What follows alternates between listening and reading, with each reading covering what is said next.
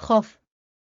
अभी मेरी उम्मी जान को फौत हुए एक माह भी नहीं गुजरा था कि नाजिया भाभी का रवैया मुझसे बदल गया था। वो ये तक भूल गई थी कि उनका घर बसाने में मेरी उम्मी जान का कितना हाथ था। हालांकि उनका शौहर तो पहले रोज से ही उनसे दूर भागता था, क्योंकि जमीर भाई बहुत अच्छी शक्ल और सूरत के मालिक थे। उनका रंग भी साफ था, वो कद आवर भी थे और बीए पास भी, जबकि भाभी नाजिया का रंग भी सांवला था और कद भी दरमियाना, ऊपर से मोटापा और पढ़ी भी सिर्फ मैट्रिक तक थी। यूं समझी सिरे से बेजोड़ शादी थी, मगर चूंकि मामूजाद थी और इकलौती भी थी, यानी अपने माँ बाप की प्रॉपर्टी की अकेली मालिक थी, इसलिए आंटी कुलसूम ने लालच में आकर अपने बेटे के लिए रिश्ता ले लिया था। खैर जो भी था, अब तो वो 3 बच्चों की माँ बन चुकी थी। वैसे भी घर तो उन्हीं का था में ही थी, जो वहां लावारिसों की तरह पड़ी हुई थी। बल्कि लावारिसों की तरह क्या, मैं तो थी ही लावारिस। मेरी माँ ने मेरे लिए क्या क्या ख्वाब देखे थे। वो मुझे गवर्नमेंट स्कूल की टीचर बनाना चाहती थी, मुझे अच्छे से घर में ब्याहना चाहती थी। कुछ तो अल्लाह ने मुझे शक्लो सूरत अच्छी दी है, ऊपर से मेरी माँ ने मुझे शहजादियों की तरह पाला था। मैंने भी अपने दिल में बड़े बड़े ख्वाब सजा रखे थे, मगर कुदरत को कुछ और ही मंजूर था। अब तो ना माँ रही थी ना कोई ख्वाब। अब तो ये सोचती थी कि इज्जत की रोटी मिल जाए और कहीं सर छुपाने को जगह। यूं तो मेरी उम्मी की वफात के बाद महल्ले की बहुत सी औरतें आई थीं, जो खुदा तरसी करके मुझे अपने घर रखना चाहती थी, मगर मैं एतबार करने से डरती थी। लेकिन अल्लाह भला करे, आंटी कुलसूम का जो मुझे अपने घर ले आई थी, वो मेरी उम्मी जान की सबसे अच्छी दोस्त थी और हमारे और उनके घर की दीवार सांझी थी और हर वक्त का आना जाना था। उनकी बेटी हुमा और मैं सगी बहनों की तरह पली थी। हुमा बाजी की शादी के बाद भी मेरा उधर आना जाना कम ना हुआ, क्योंकि उम्मी कपड़े सिलाई का काम करती थी, इसलिए उनको अक्सर घर से बाहर निकलना पड़ता था। इसलिए मैं घर पर अकेली ना रहती थी, बल्कि आंटी कुलसूम के पास चली जाती थी। अबू जान को दुनिया से गए तकरीबन 17 साल हो चुके थे। इस वक्त में सिर्फ 2 साल की थी। उम्मी ने अबू के फौरन बाद ही घर बदल लिया था, क्योंकि इस घर का किराया हमारी बिसात से ज्यादा था। तब से लेकर हम यहाँ ही रह रहे थे। हालांकि ये घर अब बिल्कुल खंडर बन चुका था, मगर यहाँ सब हमें जानते थे और मालिक मकान भी अच्छा था, इसलिए हमें कभी परेशानी ना हुई थी। मालिक मकान के घर के कपड़े भी मेरी उम्मी ही सिलाई करती थी। मेरी उम्मी ने जिस शराफत से बेवगी गाजारी थी, महल्ले की औरतें उसकी मसालें देती ना थकती थी। मगर अब तो सब कुछ खत्म हो गया था। आंटी कुलसूम ने जब बताया कि अब हमें वो घर खाली करना पड़ेगा, क्योंकि अब वहां मैं अकेली नहीं रह सकती और फजूल किराया पड़ता रहेगा, तो मुझे बहुत रंज हुआ, क्योंकि वहां मेरी और मेरी उम्मी जान की सारी यादें थीं। लेकिन मैं जानती थी कि वो जो भी कह रही थी ठीक ही कह रही थी। बहरहाल अब मेरा और मेरी उम्मी का सामान भी आंटी कुलसूम के घर आ चुका था। और जिस दिन से सामान आया था, नाजिया भाभी की एक ही बात मेरे कानों में पड़ रही थी, घर में इतना रखने की जगह नहीं है। सब कबाड़ जमा कर लिया है, एक भी ढंग की चीज नहीं है। उन्होंने कितनी बार मुझे कहा कि टूटी फूटी चीजें कबाड़िए को देकर कुछ नई ले लो जो कल को तुम्हारे काम आए, मगर उन टूटी फूटी चीजों के साथ कितनी खूबसूरत यादें व्यवस्था थी, ये बात वो भी जानती ही थी।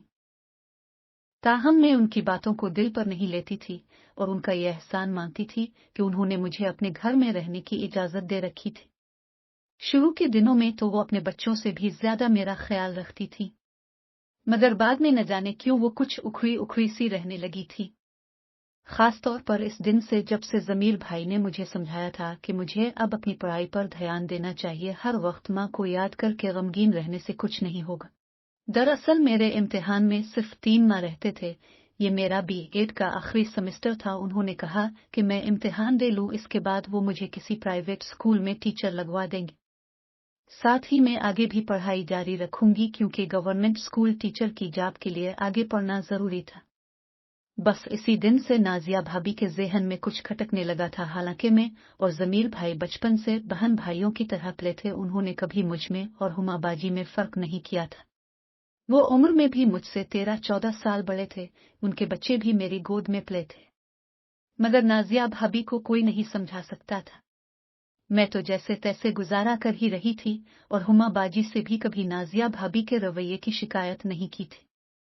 मगर एक दिन तो नाजिया भाभी ने हद कर दी। वो अपनी किसी दोस्त को फोन पर बता रही थी कि मुझे अपनी माँ के मरने का कोई गम नहीं है। मैं जमीर भाई से बहुत हंस हंस कर बातें करती हूँ और जब से मैं उनके घर आई थी वो और जमीर भाई एक दूसरे से दूर हो गए थे। न जाने उनकी दोस्त ने क्या कहा कि उन्होंने जवाब दिया, हमें तो सारा दिन घर के काम करके थक जाती हूँ, रात को बच्चों को सुलाते सुलाते खुद भी सो जाती हूँ। वैसे भी वो खाला के कमरे में सोती है, मेरी जाने बेला कब सोती है और कब अलिफाटेती है।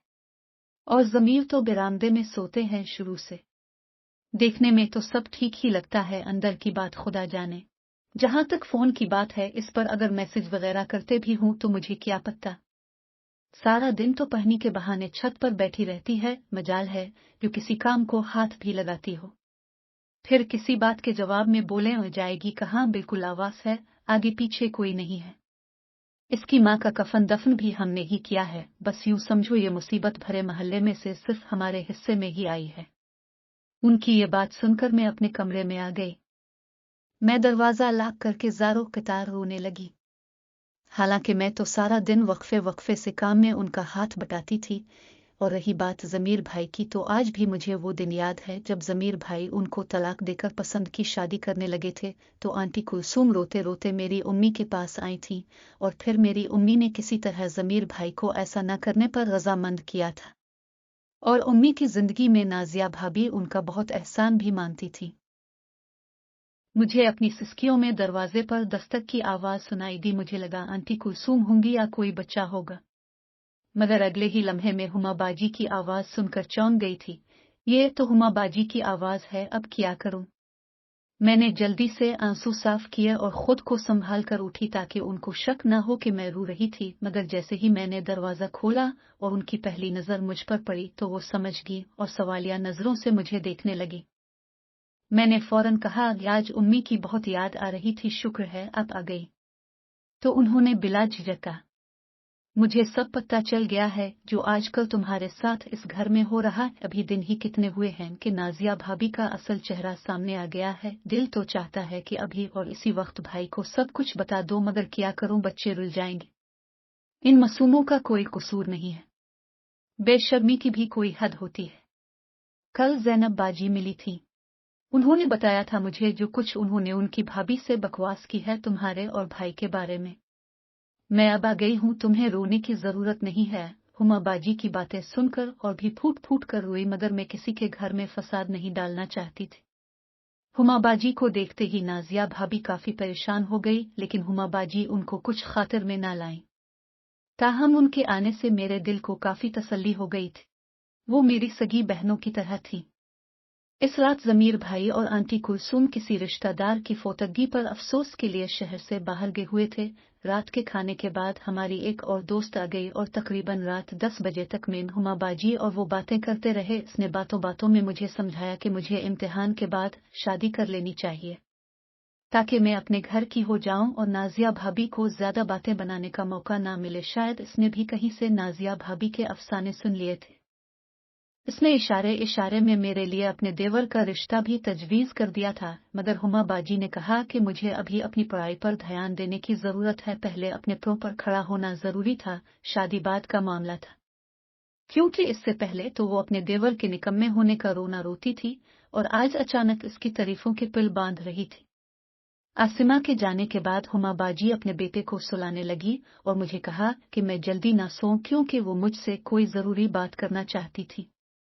उनकी बात सुनकर मेरा दिल डर गया, क्योंकि एक वो ही थी जो मेरे हालात को समझती थी। अब अगर वो भी मुझसे कुछ ऐसा वैसा कह देती तो फिर तो मैं बिल्कुल बेबस हो जाती। मेरे दिल में सौ सौ ख्याल और वहम सर उठा रहे थे। आंखों से बेसाख्ता आंसू निकलने लगे, मगर जुबान से कुछ न बोली क्योंकि मैं जानना चाहती थी कि मेरी बड़ी बहनों जैसी दोस्त मुझसे इतनी जरूरी क्या बात करना चाहती थी। मैं उन्हीं ख्यालों में गुम थी।